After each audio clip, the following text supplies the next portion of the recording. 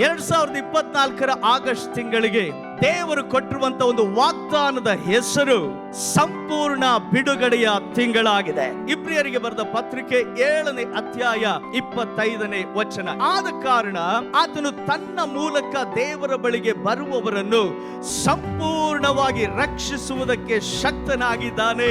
ಅವರಿಗೋಸ್ಕರ ವಿಜ್ಞಾಪನೆ ಮಾಡುವುದಕ್ಕೆ ಯಾವಾಗಲೂ ಬದುಕುವವನಾಗಿದ್ದಾನೆ.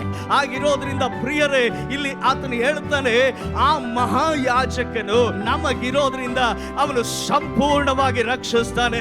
ನೀವಿವತ್ತು ನಂಬಿಕೆಯಿಂದ ಅರಿಕೆ ಮಾಡಿ ಹೇಳಬಹುದು, ಈ ತಿಂಗಳಿನಲ್ಲಿ ನನ್ನ ಜೀವನದಲ್ಲಿ ಒಂದು ಸಂಪೂರ್ಣತೆಯನ್ನು ನಾನು ಕಾಣುತ್ತೇನೆ. ಒಂದು ಶುಭ ಸಂದೇಶ ನಾನು ನಿಮಗೆ ಸಾರಿ ಹೇಳ್ತೇನೆ. ನಿನ್ನ ಸಮಾಧಾನ ಸಂಪೂರ್ಣವಾಗಿರುತ್ತೆ, ನಿನ್ನ ಆರೋಗ್ಯ ಸಂಪೂರ್ಣವಾಗಿರುತ್ತೆ, ನಿನ್ನ ಸಂತೋಷ ಸಂಪೂರ್ಣವಾಗಿರುತ್ತೆ. ಈ ತಿಂಗಳು ಸಿದ್ಧವಾಗು, ಒಂದು ಸಂಪೂರ್ಣವಾದ ಬಿಡುಗಡೆ.